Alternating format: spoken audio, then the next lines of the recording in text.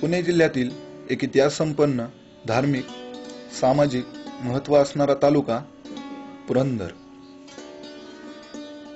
पुण्यापासून अवघ्या 10 मैलांवर दिवेघाट उभा आहे.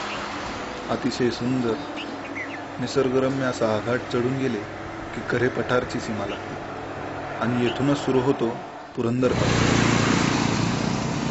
या तालुक्याचे नाव जरी पुरंदर असले तरी या तालुक्याचे मुख्य ठिकाण आहे सासवड. याचे पौराणिक नाव होते ब्रह्मपुरी. तसेच ज्ञानेश्वर काळात सासवडला संवत्सर असेही म्हटले जात होते. सासवड हे नाव पूर्वी येथे असलेल्या 6 वाड्यांच्या मुलखावरून किंवा प्राचीन काळी या परिसरात असलेल्या मोठमोठ्या 7 वडांच्या अस्तित्वावरून पडले असावे असा तर्क आहे. प्राचीन काळापासून देवांची व संतांची तपभूमी म्हणून प्रसिद्ध असलेले हे नगर कऱ्हा व भोगावती, जिचे दुसरे नाव चांबळे असे आहे, या 2 नद्यांच्या संगमाजवळ वसलेले आहे. छत्रपती शिवरायांच्या जहागिरीतील हे गाव सापगर खिंड, पांगार खिंड, पानवडीची खिंड, बापदेव घाट, दिवे घाट, पुरंदर घाट, भुलेश्वर इत्यादी ठिकाणाहून विविध मार्ग सासवडला येतात. सासवड जितके सुंदर तितकेच ऐतिहासिकदृष्ट्या स्फूर्तिदायी व वैभवशाली आहे. तसेच साहित्य, कला यांच्या दृष्टीने मोलाचे योगदान देणारे आहे. सासवड व कऱ्हा हे 2 शब्द उच्चारताच प्रथम आठवतात कऱ्हेचं पाणी हे आत्मचरित्र लिहिणारे व श्यामची आई या चित्रपटाला राष्ट्रपती पदक मिळवून देणारे, काव्य असो वा नाट्य, शिक्षण असो वा राजकारण, वृत्तपत्र असो वा चित्रपटसृष्टी या सर्व क्षेत्रात मुक्त विहार करणारे आणि त्या प्रत्येक क्षेत्रात स्वतःचा अविस्मरणीय ठसा उमटवणारे आचार्य अत्रे यांचे हे जन्मगाव.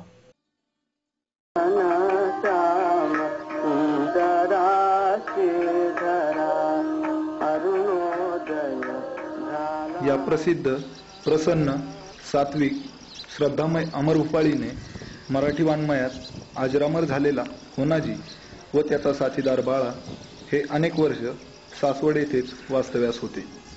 होनाजीचा अंतही येथेच झाला. पेशव्यांच्या 3.5 शहाण्यांपैकी एक शहाणा सरदार सखाराम बापू बोकील, तसेच सरदार बाळाजी कुंजीर व सरदार अंबाजीपंत पुरंदरे याच मातीतले. शक्ती आणि भक्ती याचा सुरेख संगम सासवड येथे झालेला दिसून येतो. प्राचीन काळापासून सासवड हे ठिकाण ज्ञानदेवांचे धाकटे बंधू श्री संत सोपानदेवांच्या समाधीमुळे अतिशय विख्यात व पवित्र झाले आहे. सासवडच्या पश्चिमेस भोगावती नदी, जिला चांबळी नदी या नावाने सध्या ओळखले जाते, तिच्या काठावर सोपानदेवांची समाधी आहे. मंदिरात प्रवेश केला की दर्शनी भागी श्री नागेश्वराचे शिवमंदिर आहे. या मंदिराच्या भिंतीवर सोपानदेवांनी लिहिलेल्या सोपानदेवी या ग्रंथाचे शिलालेख आहेत. या मंदिराच्या मागे कीर्तन मंडप आहे. गर्भागारात संत सोपानदेवांची नितांत सुंदर समाधी आहे. समाधीच्या दक्षिण भागात एक विशाल जुना चिंचेचा वृक्ष आहे. येथे सोपानदेवांच्या पादुका असून तेथून सोपानदेवांनी समाधी घेण्यासाठी प्रवेश केला असे सांगतात. आपल्याला वाळीत टाकणाऱ्या लोकांना व्यास आणि वाल्मिकी कोण कुळत्याची, तैसेची आमुची सोपान म्हणे या भाषेत ते सुनावतात.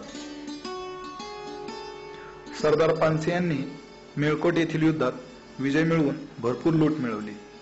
त्यावेळी त्या लुटीतून आणलेले हे चंदनाचे 6 सुबक खांब त्यांनी मंदिरास अर्पण केले. हे खांब आजही भूतकाळातील समृद्ध कलेची साक्ष देतात आणि वारकऱ्यांच्या भक्तीबरोबरच शूरांच्या शौर्याची ग्वाही देतात.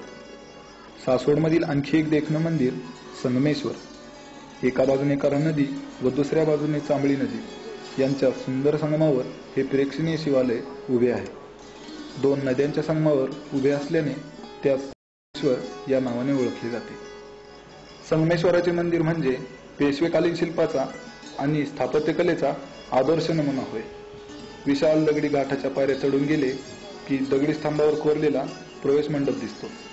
प्रवेश मंडपात घोटीव देखण्या नंदीची मूर्ती असून तिच्या पाठीवर 2 नागफण्या कोरलेल्या आहेत. नंदीवर कोरलेला साजशृंगार रसिक मनाला मोहवतो.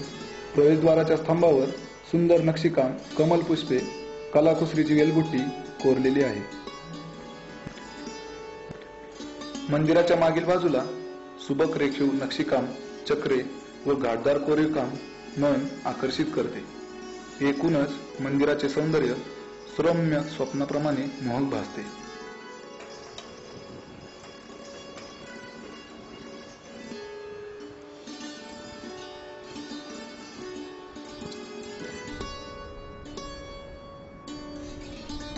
निसर्गरम्य व आल्हाददायक अशी पार्श्वभूमी असणारे, प्राचीन शिल्पाची साक्ष देणारे आणखी एक शिवमंदिर सांगा वटेश्वर. या शिवालयास प्रथम नीलकंठ नाव होते. नंतर त्यास वटेश्वर हे नाव पडले. ज्ञानेश्वरांच्या काळातील महान योगी चांगदेव येथे अनेक वर्ष वास्तव्यास होते, म्हणून यास सांगावटेश्वर म्हणतात. प्रवेशद्वारातून प्रवेश करताच प्रशस्त दगडी प्राकार लागतो. 30 चौकोनी अखंड स्तंभावर हा मंडप उभा आहे. या स्तंभावर तपस्वी, दधिमंथन करणारी स्त्री, गरुड, युगुल, लढत असलेले मल्ल, 3 नर्तकी असे शिल्प कोरलेले आहे. तसेच चित्रविचित्र आकर्षक सौंदर्याकृती, कमलपुष्पे, शृंखलाच्या माळा, नृत्यांगना यांचे सुबक कोरीवकाम केलेले आहे. याशिवाय अश्व, हत्ती, वाघ, पोपटासारखे पक्षी यांचे शिल्पकाम मोहित करते.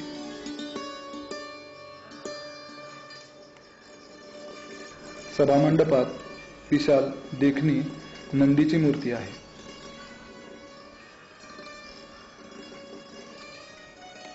सभामंडप ओलांडला की चौकोनाकृती मध्य गाभारा आहे. हा गाभारा षाडप स्तंभावर उभारलेला असून प्रत्येक स्तंभावर कलाकुसर केली आहे.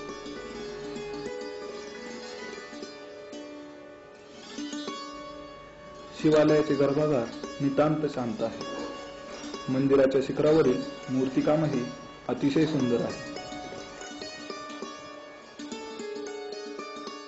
निसर्गरम्य परिसर व जवळूनच वाहणारी करा नदी यामुळे येथील वातावरण मनाला उल्हासित करते.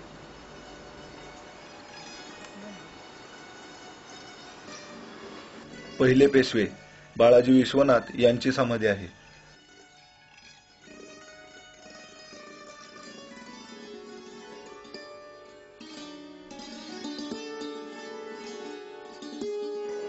बाळाजी विश्वनाथ मूळ कोकणातले, पण ते अनेक वर्ष सासवड या ठिकाणी वास्तव्यास राहिले होते. पुणे प्रांताच्या सुभेदारपणापासून आपल्या कारकिर्दीची सुरुवात करणारे बाळाजी विश्वनाथ 1713 मध्ये पेशवे पदापर्यंत पोहोचले. छत्रपती शाहू महाराजांनी त्यांना पेशवाईची वस्तू बहाल केली होती. बाळाजी पंतांनी अत्यंत अवघड काळात इमानदारीनं आणि निष्ठेनं छत्रपतींच्या गादीची निष्ठेनं सेवा केली. पेशवाईंच्या काळामध्ये जास्तीत जास्त कारभार हा सासवडमधून चालायचा आणि म्हणून त्यावेळी सासवडला राजधानीचं स्वरूप प्राप्त झालं होतं. अशा या अत्यंत तल्लख बुद्धीच्या, चतुर आणि मुत्सद्दी राजकारणी बाळाजी पंतांचं त्या ठिकाणी सासवड येथे देहावसन झालं. ही आहे छत्रपती शिवाजी महाराजांचे पहिले सरसेनापती बाजी पासलकर यांची समाधी. फत्तेखानाबरोबर झालेल्या बेलसर येथील युद्धात प्रत्यक्ष छत्रपती शिवाजी महाराजांनी खानाच्या सैन्याची दानादान उडवली. पळून जाणाऱ्या खानाच्या सैन्याचा बाजी पासलकर यांनी सासवडपर्यंत पाठलाग केला. यामध्ये विजय मिळाला, पण वयाची 60 ओलांडलेला हा महान योद्धा धारातीर्थी पडला. त्यांना छत्रपती शिवाजी महाराजांनी यशवंतराव हा किताब दिला होता. या महान योद्ध्यास आमचा मानाचा मुजरा. पुरंदर तालुक्यात करेच्या काठावर जागोजागी प्राचीन शिव मंदिरे आहेत. अगदी चालुक्य, यादवांच्या काळापासून ते पेशवाईपर्यंत वेगवेगळ्या कालखंडात ही मंदिर निर्मिती झाली. यातीलच एक देखणं एकांत असलेलं मंदिर ते म्हणजे पांडेश्वर. सुंदर परिसर, प्राचीन बांधकाम शैली, त्यावरील शिल्पकाम आणि अद्वितीय शिवलिंग ही पांडेश्वरची खास वैशिष्ट्ये. जेजुरीपासून सुमारे 10 ते 12 किलोमीटर अंतरावर हे मंदिर आहे.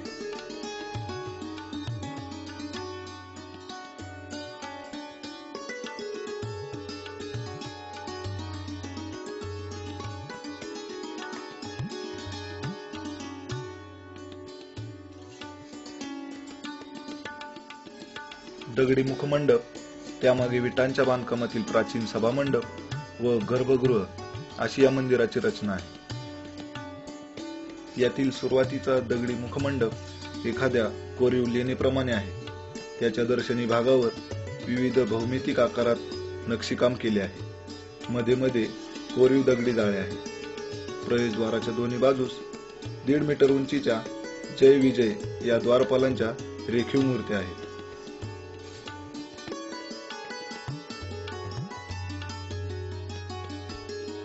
कोरीव खांबावर साकारलेल्या या मंडपात 24 कोनाड्या आहेत. या दगडी मुखमंडपाची शैली तसेच द्वारपालाची रचना पाहता हे बांधकाम चालुक्याच्या काळातील असावे असे वाटते.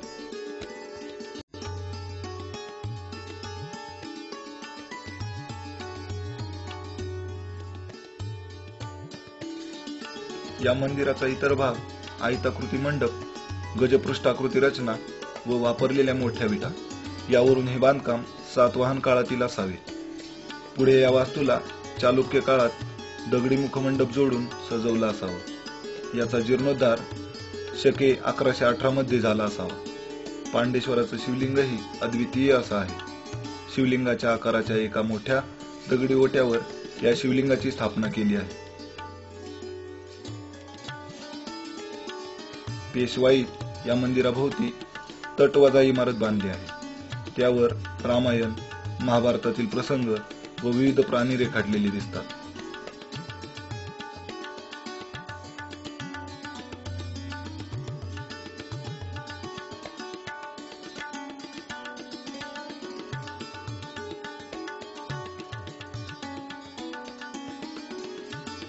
पांडेश्वराच्या मंदिराभोवतीचा शांत निसर्गरम्य परिसर मन गुंतवून ठेवतो.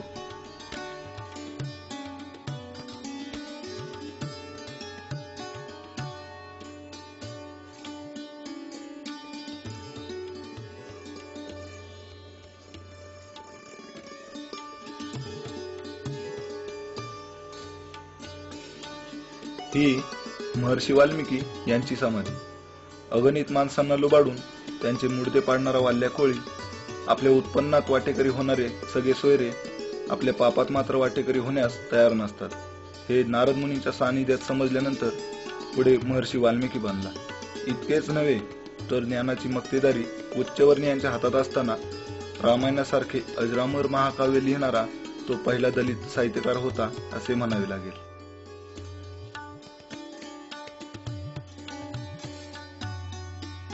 सासवड पासून सुमारे 22 किलोमीटर अंतरावर वीर हे गाव आहे. या गावाच्या उत्तर बाजूस पूर्णगंगेच्या काठी सुप्रसिद्ध श्री म्हस्कोबा मंदिर आहे. मंदिराचे शिखर इतर शिखरांपेक्षा खूप वेगळे आहे. श्री छत्रपती शाहू महाराजांनी मंदिराचा आतला भाग व नगारखान्याजवळील दीपमाळ बांधली. मालजी घुणे यांनी मंदिराचा बाहेरचा भाग व शिखर बांधले.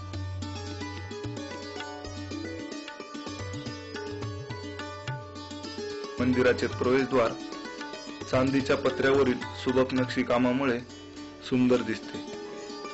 मंदिराच्या गाभाऱ्यात शाडूचा मोठा घोडा आहे. हा घोडा जणू खरा व जिवंत असल्याप्रमाणे भासतो. मुख्य गाभाऱ्यात म्हस्कोबाची व श्री जोगेश्वरीची भव्य मूर्ती आहे. शेजारीत म्हस्कोबाचे शय्यास्थान आहे, जेथे एक पलंग असून त्यावर पादुका तसेच देवाचा हुक्का अशा वस्तू आहेत. मंदिराच्या भोवती तटबंदी आहे. एक मुख्य शिखर व त्याच्या भोवती छोटी शिखरे अशी शिखर रचना आहे. नंदीच्या मंदिराचे शिखरही त्यावरील भल्या मोठ्या नागाच्या मूर्तीमुळे लक्ष वेधून घेते. माघ महिन्यात येथील यात्रेला लाखो भाविक दर्शनास येतात.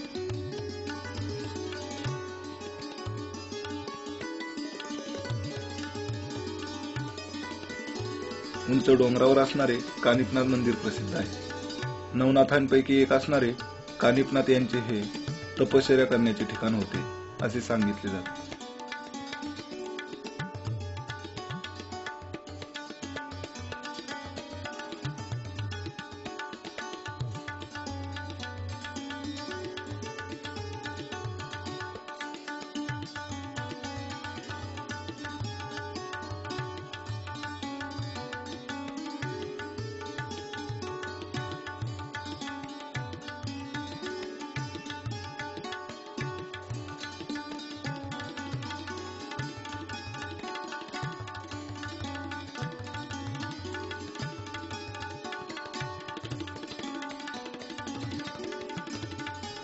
मंदिराचे अनोख्या शैलीतील शिखर, गाभाऱ्याचा केवळ 11 बाय 11 इंच लांबी रुंदीचा दरवाजा व निसर्गरम्य वातावरण हे या मंदिराचे वैशिष्ट्य आहे.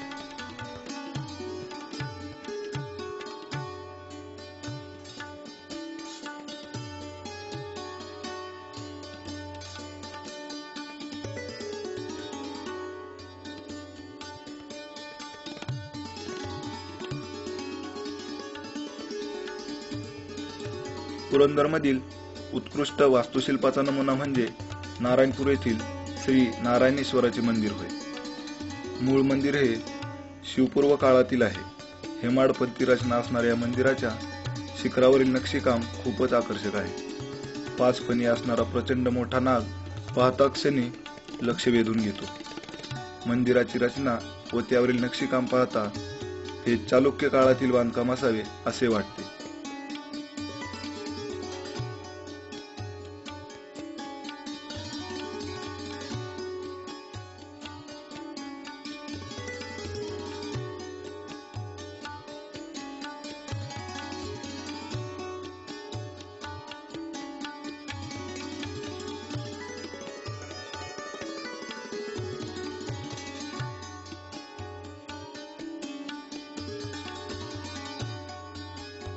मंदिराच्या प्रवेशद्वारावरील सुबक मूर्तिकाम, सिंह व नक्षीकाम तर देखणे आहेच.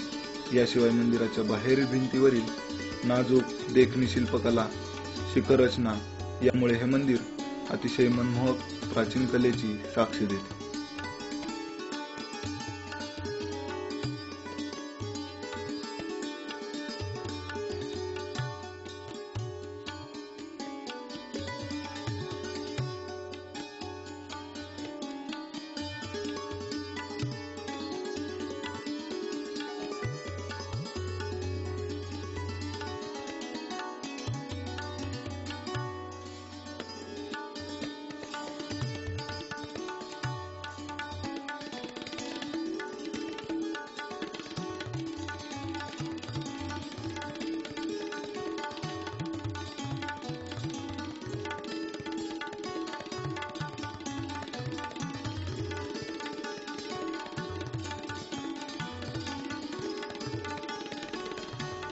या मंदिराच्या जवळच एकमुखी दत्ताचे मंदिर आहे.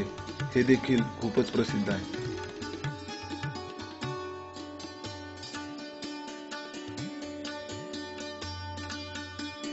पुरंदर तालुक्यातील अगदी अलीकडच्या काळात बांधलेले सुंदर व देखणे असे हे केतकावळे येथील बालाजीचे मंदिर होय.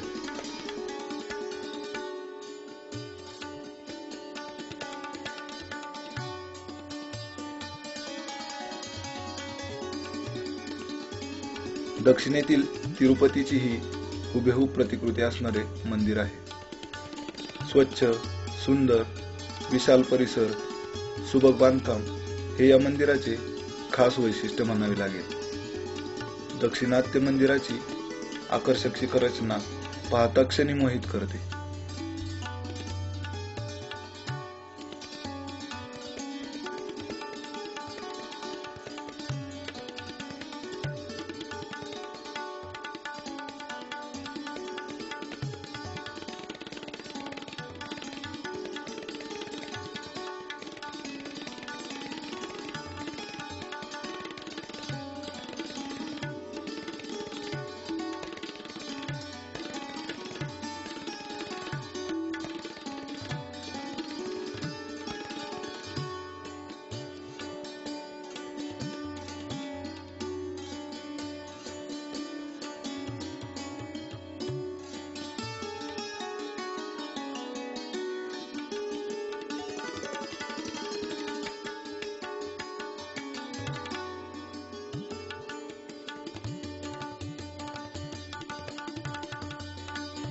सोनेरी रंगछटेने रंगवलेले आकर्षक छोटी शिखरे, त्यावरील शिल्पकाम आपली नजर हटूच देत नाही.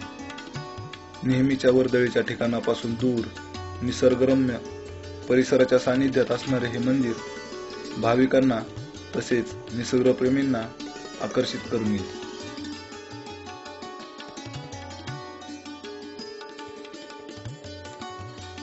संपूर्ण महाराष्ट्राचे कुलदैवत मानले जाणारा जेजुरीचा खंडोबा, यालाच मल्हारी, महासाकांत, मार्तंड या नावांनीही ओळखले जाते. मणी आणि मल्ल या महापराक्रमी दैत्यांनी दिलेल्या त्रासापासून सर्वसामान्य लोकांना वाचवण्यासाठी शंकराने खंडोबाचा अवतार घेऊन दैत्यांचा नाश केला, अशी या अवताराची कथा सांगितली जाते.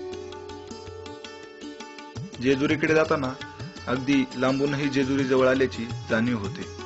एका छोट्याशा टेकडीवर असलेल्या या मंदिराचा कळस दुरूनच आपले लक्ष वेधून घेतो. लांबवरून एखाद्या किल्ल्याच्या तटबंदीसारखा दिसणारा हा परिसर लगेच नजरेत भरतो, तो जय मल्हार अशा मोठ्या अक्षरात असणाऱ्या शब्दांमुळेच. जेजुरीमध्ये कडेपठार येथे जुने मंदिर असून अलीकडे नवे मंदिर आहे. याचे खरे नाव करापठार, पण पुढे याचा अपभ्रंश होऊन कडेपठार या नावाने ओळखले जाते. या मंदिरापर्यंत जाण्यासाठी पायथ्यापासूनच पायऱ्यांची व्यवस्था केलेली आहे. उंचीला कमी परंतु रुंदी व लांबी जास्त असणाऱ्या या पायऱ्यांवर सतत भाविकांची वर्दळ सुरू असते. कडेपठारवरील हे मंदिर अतिशय प्राचीन व मूळ मंदिर आहे.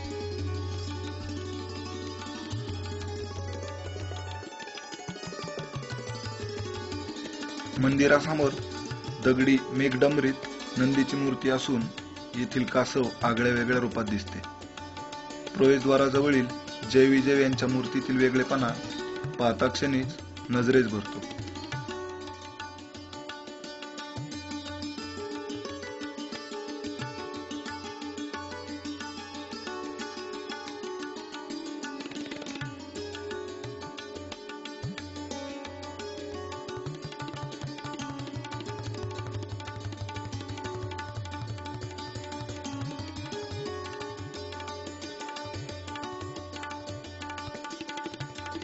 मंदिरात प्रवेश करताच खंडोबाचा लाडका कुत्रा दिसतो. मंदिराच्या गाभाऱ्याच्या दरवाजावरील सुबक नक्षीकाम मन मोहून टाकते.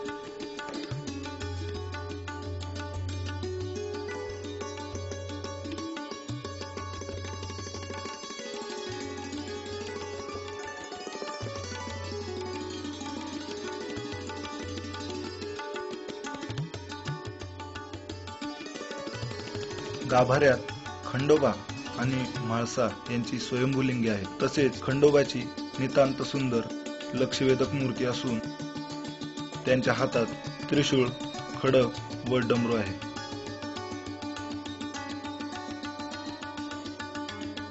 मंदिराच्या आवारातच घोडास्वार मंदिर, भंडारघर व पंचलिंग मंदिर आहे. अत्यंत निसर्ग संपन्न परिसरात असलेले हे मंदिर आहे.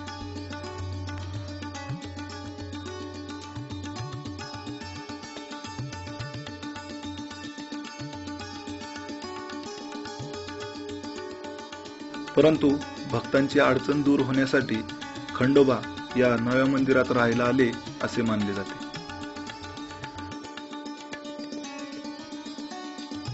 जेजूरगडाच्या पायथ्यापर्यंत येऊन पोहोचताच मेघडंबरीतला भला मोठा नंदी लक्ष वेधून घेतो. येथून पुढे मंदिराकडे जाण्यासाठी पायऱ्यांची चढण पार करायची असते.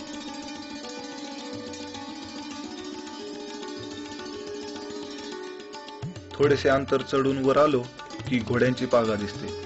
अश्व हे खंडोबाचे वाहन असल्यामुळे त्याच्या देखभालीसाठी गडावरची ही स्वतंत्र जागा.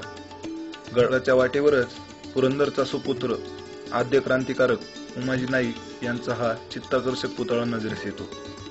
निम्मा गड चढून गेल्यावर एके ठिकाणी खंडोबाची दुसरी बायको बानाईचे छोटेसे मंदिर दिसते. बानाई ही धनगर जातीतली होती. आपण पायऱ्या चढत असताना दुतर्फा असणाऱ्या अनेक छोट्या मोठ्या दीपमाळा आणि जागोजागी आपल्या स्वागतास सज्ज असलेल्या दगडी कमानी हे जेजुरीचे आणखी एक वैशिष्ट्य म्हणावे लागेल. या वाटेवरच खंडोबाचे दोन मंत्री हेगडी व प्रधान यांची मंदिरे आहेत. हेगडी हा धनगर तर प्रधान हा वाणी समाजातले होता. नगारखान्यातून पुढे जाताना मंदिराचा बुलंद दरवाजा प्राचीन काळातल्या मजबूत आणि टिकाऊ बांधणीची साक्ष देतो. शेवटची पायरी ओलांडली की एका भव्य मोठ्या प्रांगणात आपण प्रवेश करतो.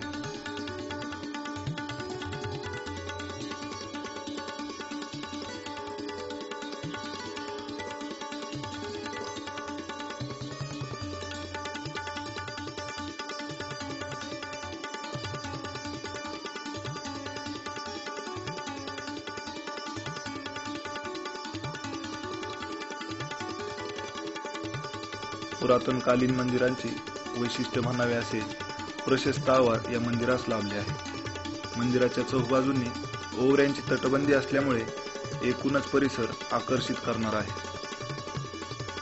खंडोबाचे हे मंदिर उत्तरमुखी असून शिखरावरचे नक्षीकाम देखील प्रेक्षणीय आहे। एक मुख्य कळस आणि त्याच्या 4 कोपऱ्यात असणारी छोटी छोटी शिखरे ही एखाद्या मिनारासारखी दिसतात। मंदिर व आसपासच्या एकूणच बांधणीवर मुघल वास्तुशैलीचा प्रभाव आढळून येतो। मंदिराच्या शिखरातच एक प्रवेशद्वार आहे।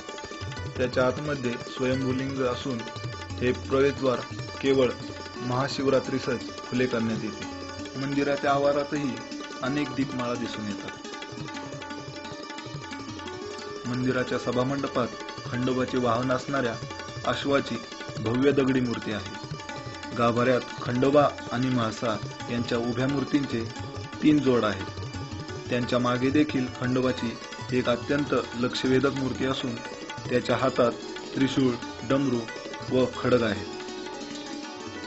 मंदिराच्या आवारातच पंचलिंग, भुलेश्वर, तुळजाभवानी मंदिर तसेच उमाजी नायकाची तालीम व म्हाळसा देवीचे मंदिर आहे।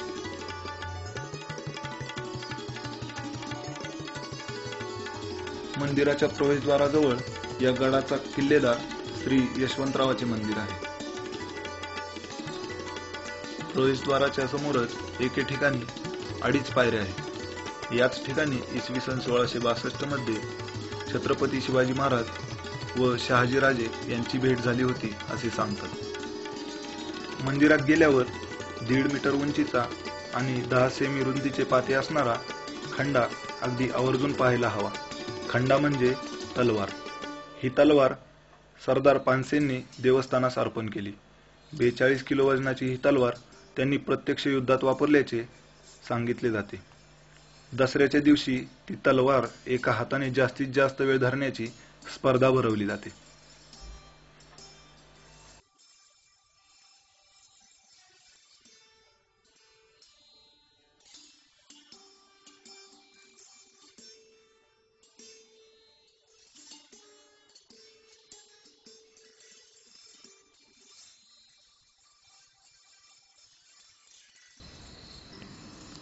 विद्येविना मती गेली, मतीविना नीती गेली, नीतीविना गती गेली, गतीविना वित्त गेले, वित्ता वाचून शूद्र खसले, इतके सारे अनर्थ एका अविद्येने केले। या नेमक्या शब्दात शिक्षणाचे महत्त्व सांगणारे भारतीय शिक्षणाचे आद्यप्रणेते महात्मा ज्योतिराव फुले यांचे हे मूळ गाव। स्त्रिया आणि दलित यांच्यासाठी आपले सर्व आयुष्य पणाला लावणारे महात्मा फुले यांनी शेतकऱ्यांच्या प्रश्नावरती आधारित शेतकऱ्यांचा आसूड हे पुस्तक असेल, पुराणातील भाकड कथांवरती तीव्र आघात करणारे गुलामगिरी हे पुस्तक असेल, किंवा स्त्री अथवा पुरुष असो यांनी कशा पद्धतीने जीवन जगावं आणि सत्य हाच धर्म हे सूचित करणारे सार्वजनिक सत्यधर्म हे पुस्तक असेल, या सर्वांच्या माध्यमातून एक नवीन विचार समाजाला दिला। सत्य आणि समतेचे मूल्य देणारे अनेक अखंड महात्मा फुलेंनी लिहून ठेवलेले आहे। त्यातीलच एक निर्मिकाचा धर्म, सत्य आहे एक, भांडणे अनेक कशासाठी, हा प्रश्न आजच्याही समाजाला विचारावा इतकाच महत्त्वाचा वाटतो। नव्या समाजाची रचना करताना, नव्या दिशेने पाऊल टाकताना महात्मा फुलेंनी दिलेले सत्य आणि समता हे विचार आणि त्यांनी सांगितलेले अनेक अखंड, त्यांनी दिलेली मूल्य ही घेऊनच आम्हाला पुढे जावं लागेल, याच्याशिवाय आम्हाला पर्यायच नाही।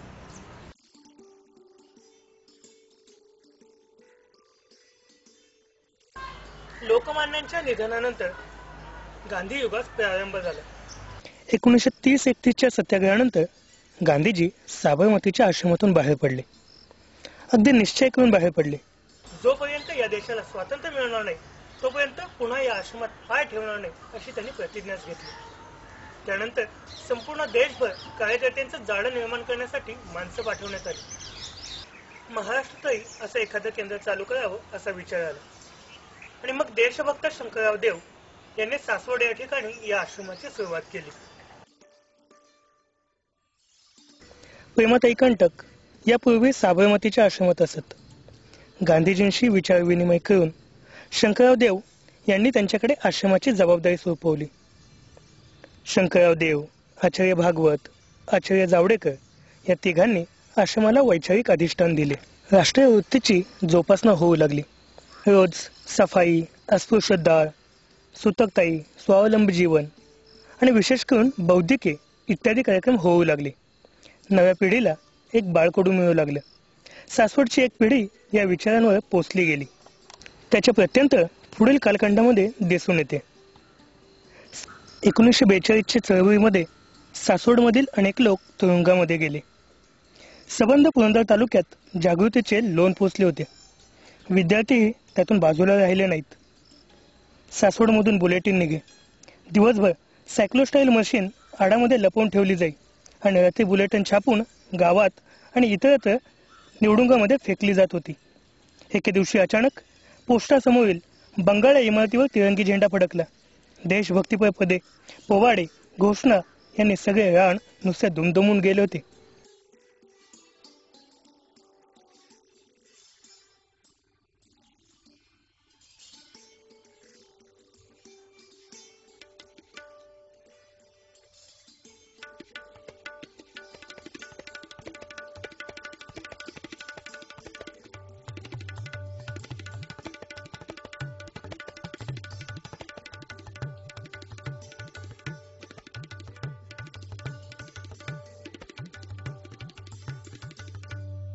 अखिल भारतीय नेत्यांच्या येण्या जाण्याने व कार्यक्रमामुळे सासवडचा परिसर एकेकाळी इतका गजबजून गेला होता की त्यामुळे पुरंदर तालुक्याला महाराष्ट्राचा बारडोली असं समजलं जाई.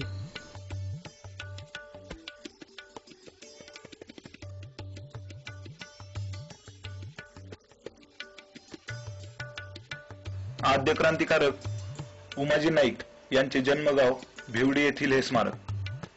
याच गावात 1791 साली उमाजी नाईक यांचा जन्म झाला.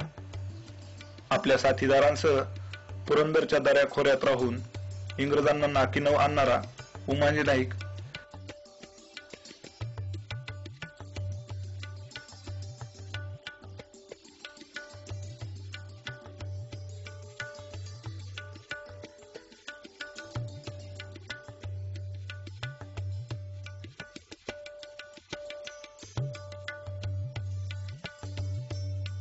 फेब्रुवारी 1831 रोजी इंग्रज सत्तेविरुद्ध जाहीरनामा काढला.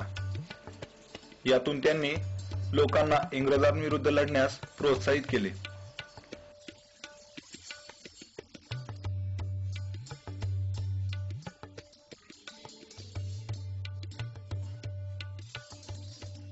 फितुरीमुळे सापडलेल्या उमाजी नाईक यांना इंग्रज सरकारने पुण्यात शिवाजी चौकातील तहसील कार्यालयाच्या आवारात 3 फेब्रुवारी 1832 रोजी फाशी दिली. लोकांना दहशत बसावी म्हणून 3 दिवस या झाडाला त्यांचा देह लटकवण्यात आला. पण त्यांच्या या बलिदानातून व कर्तृत्वातून अनेकांना देशभक्तीची प्रेरणा व स्फूर्ती मिळाली. सासवडपासून सुमारे 25 किलोमीटर अंतरावर असणारे माळशिरस येथील हे भुलेश्वराचं मंदिर. एखाद्या वाड्याप्रमाणे प्रवेशद्वार असणाऱ्या या मंदिरात प्रवेश करताच एखाद्या अद्भुत लेणीमध्ये प्रवेश केल्यासारखे वाटते. मंदिराचा आतील भाग काळ्या दगडांवर कोरीव काम करून घडवलेला आहे. मंदिरात विविध देवदेवतांच्या मूर्त्या तसेच भिंतीच्या तळाशी असणाऱ्या नर्तकांची शिल्पे लहान आकारात असल्या तरीही आपले लक्ष वेधून घेतात. मंदिराच्या प्रत्येक खांबावर आकर्षक कलाकुसर केलेली दिसून येते.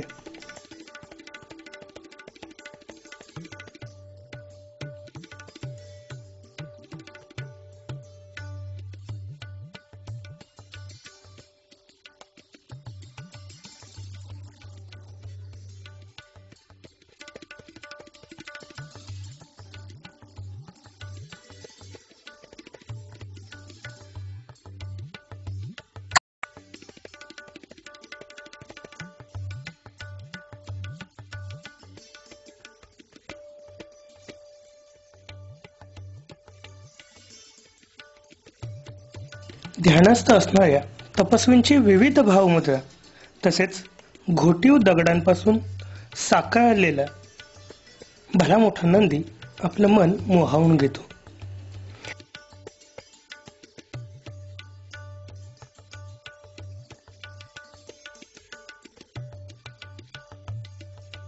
मंदिराच्या शांत गर्भागृहात श्री भुलेश्वराचे आगळेवेगळे लिंग आहे.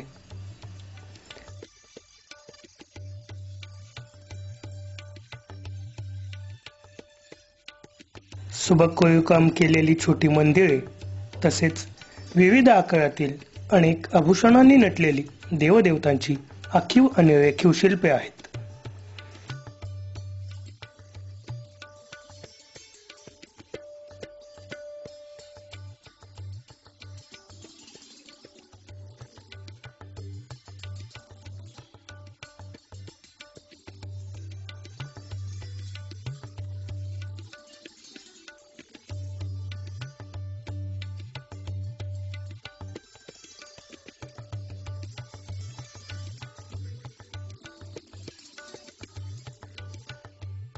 यातील काही शिल्पे ही सुमारे 4 फूट उंचीची आहेत. परकीय आक्रमकांनी यातील बहुतांश शिल्पे फोडली असली तरी त्यांचे उरलेले अवशेष सुद्धा आपल्याला प्राचीन उत्कृष्ट कौशल्यपूर्ण शिल्पकामाची आणि सुंदरतेची साक्ष देतात. तसेच महाभारत, रामायण यातील विविध प्रसंग मानवी जीवनाची झलक दाखवतात.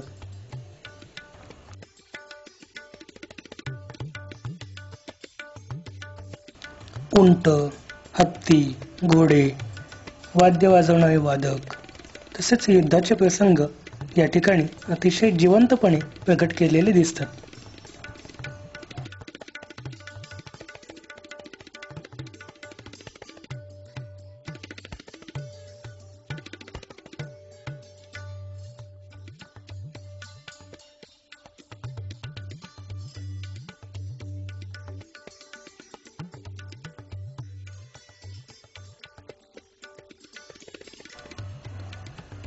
यांच्या शिखरावरील सुबक कलाकुसर व एकूण रचना यावर मुघल वास्तुशैलीचा प्रभाव असल्याचे जाणवते. शिखरावर असणारे सुबक रेखीव नक्षीकाम अत्यंत मनमोहक आहे.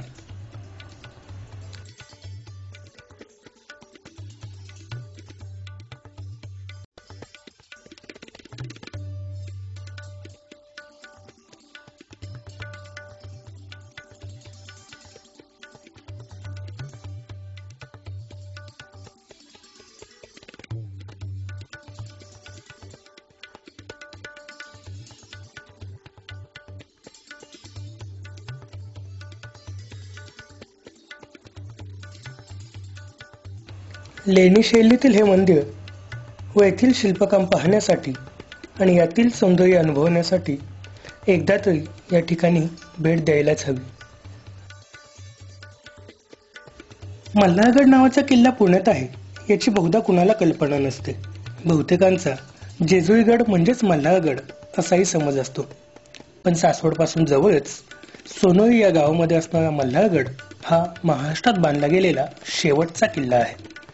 1757 ते 1760 या कालावधीत पेशव्यांच्या तोफखान्याचे प्रमुख भिवराव पानसे आणि माधवराव पानसे यांनी या गडाची निर्मिती केली.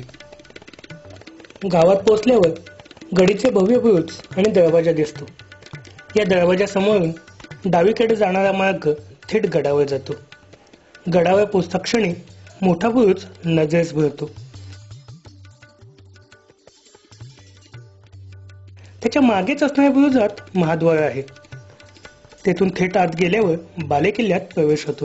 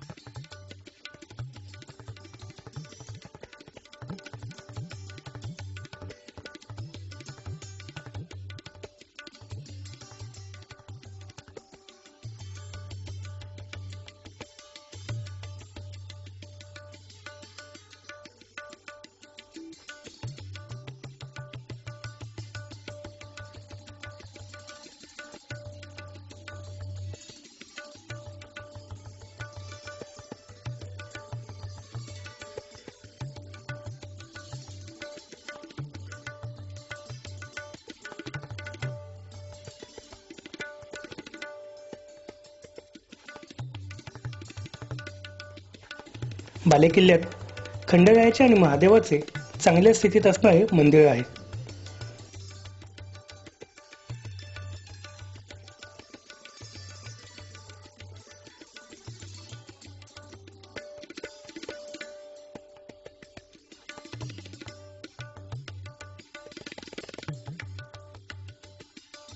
मंदिराच्या मागे गडावरचा चौकोनी बांधीव तलाव आहे.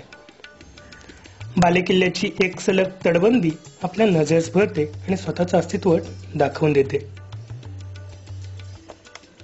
गडावरून पुरंदर, वज्रगड, सासवडचा परिसर आणि पुण्याचा परिसर हा विस्तृत प्रदेश दृष्टिक्षेपात येतो आणि म्हणूनच पेशव्यांच्या काळात खास टेहळणीसाठी या ठिकाणाचा उपयोग केला जात होता.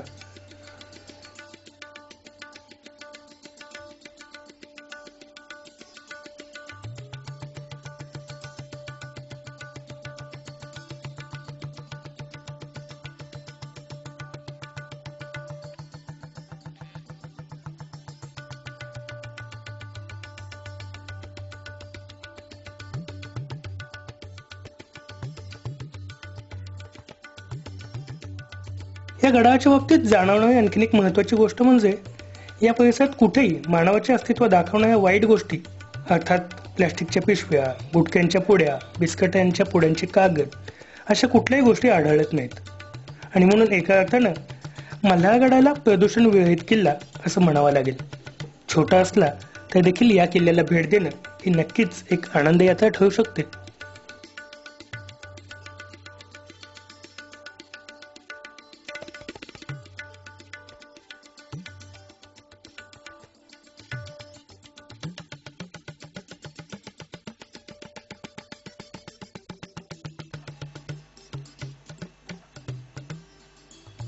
आल्याड सोनोरी पल्याड जेजुरी मधुन वाहे करा, करे पठारचा पुरंदर जणू शिवशाहीचा तुरा.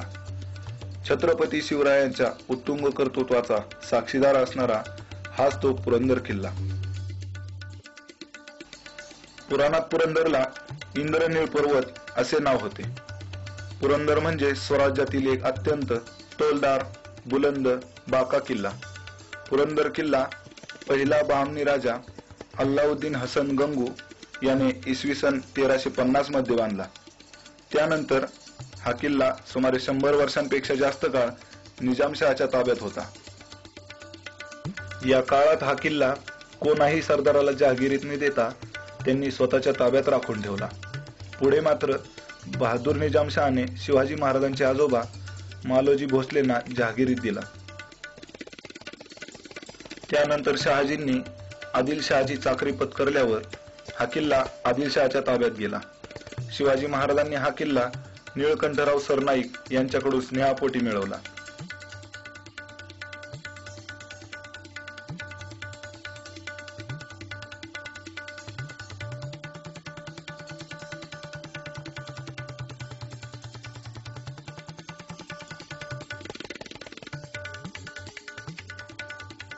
ज्या प्रमुख 5 किल्ल्यांवर शिवराय जास्त दिवस राहिले त्यापैकी पुरंदर हा एक किल्ला होय, जेथे ते सुमारे 369 दिवस वास्तव्यास होते.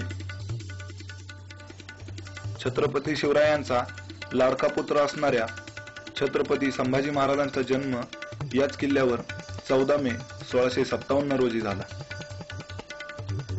इसवी सन 1665 मध्ये छत्रपती शिवाजी महाराजांचे राज्य नेस्तनाबूत करण्यासाठी दिल्लीहून औरंगजेब बादशाने मिर्झा राजे जयसिंग व दिलेर खान यांना पाठवले.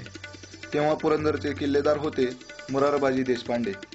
बराच काळ चाललेल्या या युद्धात दिलेर खानाने आणलेल्या तोफांनी व अफाट सैन्याने पुरंदरचा जोड किल्ला असलेला वज्रगड प्रथम ताब्यात घेतला.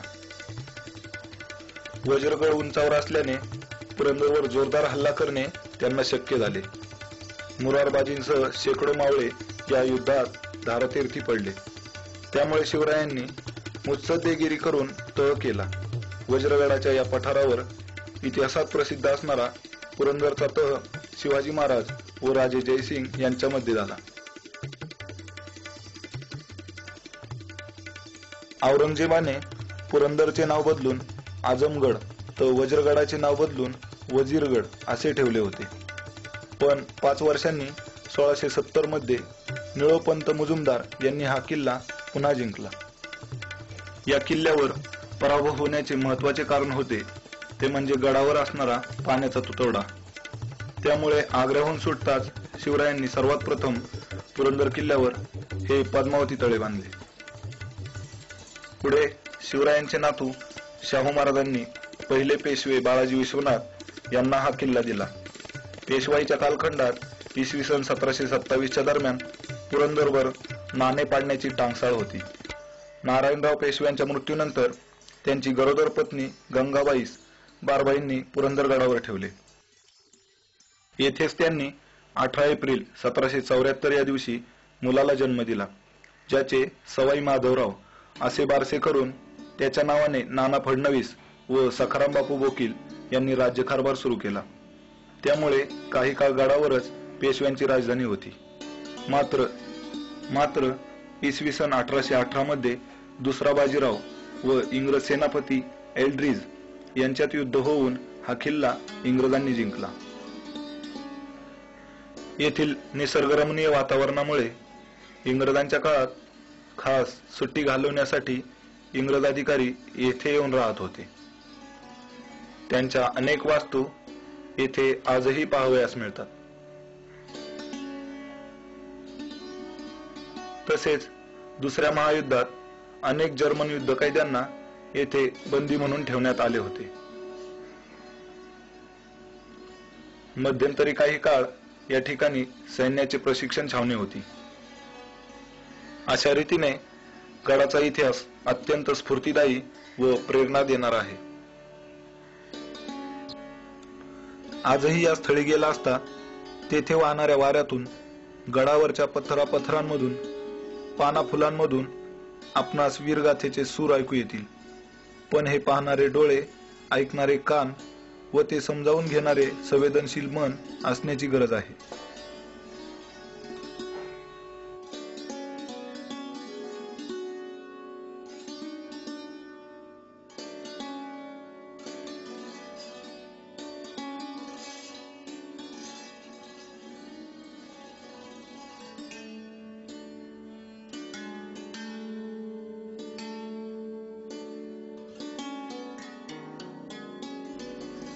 या दृष्टीने पुरंदर तालुक्याचा सविस्तर सखोल इतिहास आपणापर्यंत पोहोचवण्यात आमच्या मर्यादा आहेत.